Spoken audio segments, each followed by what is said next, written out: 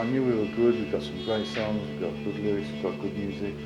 So let's record an album, and then we'll see. Then we'll see what we do after that. So we started recording Lemmings, which is a real amazing adventure because we were doing things that nobody had ever done before. Now everything's sampled music, and you know, but in those days we were doing things like putting speakers under the piano, putting bricks on the sustain pedal. What can you do with an AC30 and a Leslie cabinet? Yeah. That was about it, basically. We used to put the cymbals in the Leslie cabinet and everything. Yeah, we put cymbals in a Leslie cabinet. Cole's feedback on his guitar leaning against the amp and stuff like that. I mean, to say, no, it was horrific. I mean, to say, the minimum sound effects that we had in the studio, it was horrific for the result of the album at the end. Grace of the. You know, it's one of these things. Too. If you can't afford to buy it, you make it. You know, and we didn't. It was very experimental, yeah. Like you say today, it was a great experience. That album, Lemmings, was really a wonderful experience from all sorts of points of view. And we had time. We had the time to do that. We had the time in the studio to do it. So how did you have the time in the studio? I've no idea. We just did. We worked all through the night. Somebody must have written us a blank check, you know. Well, how long did it take to record? How we had as much time as we got. It was at least a month. Well, I don't think so. I think it was probably a couple of weeks. Oh, it was more than that. They're on and off. If you say on and off for a month, but it wasn't every day for a month. Can't say spend a month in a studio. No, it wasn't every day for a month. No, it wasn't at all. No. I think we had a couple of days in the week to go into the studio. It was probably like 3 days in a row that we had this, that, and the other. We couldn't work on Friday night because the studio became a discotheque. Ah. So, was Lemmings just simply all the songs that you've been playing live on stage? Most of them were, yeah. Most of them were, I think. Oh, certainly, yeah. Well, the Stranger Still, the Settlement Song, which is Faceless. We used to do quite often. Probably less the slow songs and stuff like that. But I think we're more. Donna wasn't on the album, but we used to do that all the time, so it was on the third album. Well, anyway, I mean to say, if you played 3 of our songs, that was just like a whole set. I mean to say, they were so long, the songs.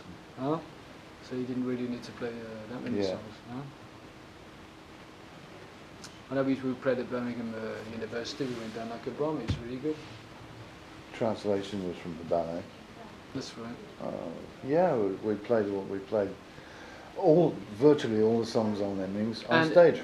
And the improvisation that we used to use also, because we used to base ourselves around about 2 or 3 chords, and then it went on for, could have gone on forever sort of thing, but that was the way that we also wrote music, or a melody, or just the basis of a new song. But was Lemmings going to be a reflection of the live band, or was it just simply a recording process? To me, it was a question of, it was a logical part of what we were doing, the development of us being musicians. We were looking to improve, and doing an album in the studio was part of that. It was a new experience, you know, we were learning new techniques, new ideas, and stuff like that, inventing stuff. And it was, in a sense, it was the image, as you say, of a live band, because we were at that time a live band. But it was also as if a new technique was being offered to us, you know, trying to see how studio stuff works, how to do studio stuff. That's right. And Lemmings was a concept album. We wanted to do a concept album. We wanted to do it. Well, just record everything we'd written, and then decide whether we're going to stay together or split up. That's right. See what would happen. You know. Yep. I think I'm really proud of Lemmings. But here you have a 3-piece band: guitar, bass, drums. A blues band, from the lineup point of view. You make a record which has got Hammond organ on it. It's got piano on it.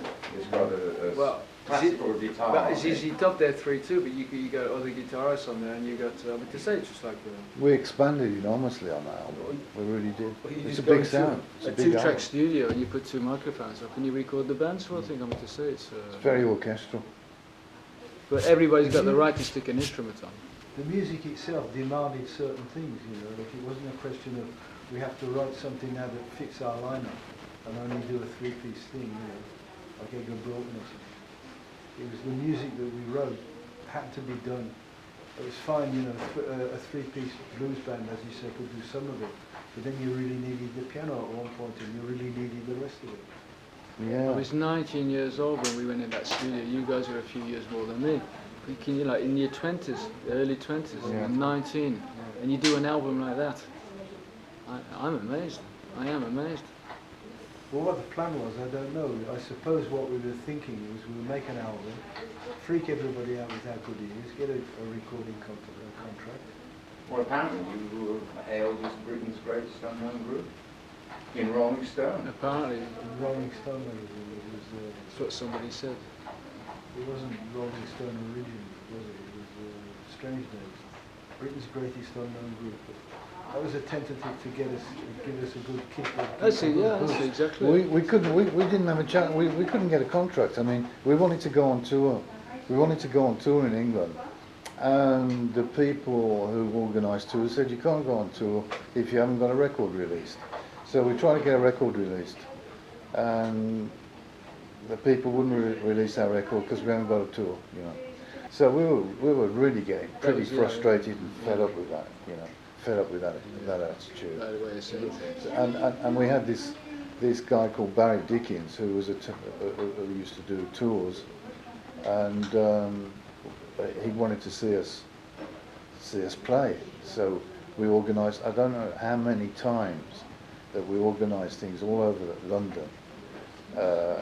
In the evening, we'd get a hall, we'd set up, we'd get rehearsed for him to come down and see us, and he never turned up.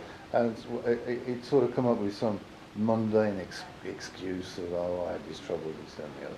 And then the next time, another excuse. And then the next time, another excuse. And then the next time, the 4th time, I think, another excuse. And we just got so bloody fed up with it, you know. We were okay, we did everything right.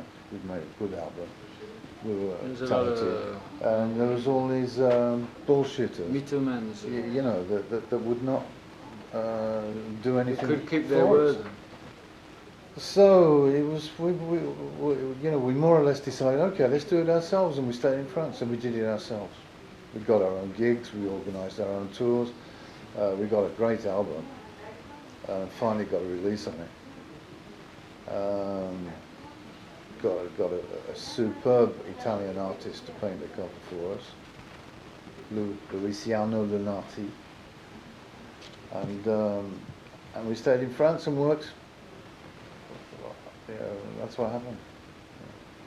And we got pretty damn good. Yeah, we we were playing got- a lot. Yeah, we played a lot. And, After Lemmings, yeah, we were pretty hot. That's when we should have gone back to England, because we had a record too. Yeah, we have a record out in France, but not in England. I mean, to say Philips exists in England too. I mean, to say it's a point. Maybe something could have been done like that. I don't know. Am I correct? Yeah.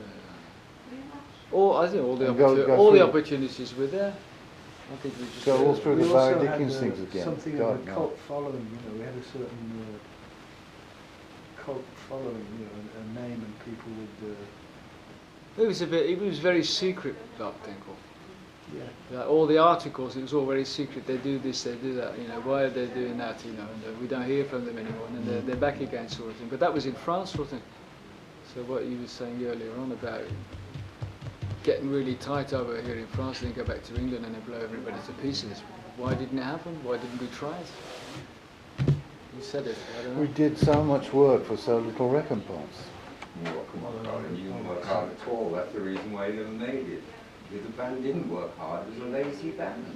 Oh, we were lazy. Yeah, it was a lazy band. It became lazy. It became lazy. We were just fed up. It I mean, became a little. You could say it that way, but became- it was just like extended jams, you know. The longer you could make a song last with the jam in it, you know. That's it what was we like said. a waste Well, of no, time. you know, we were bored stiff in the end.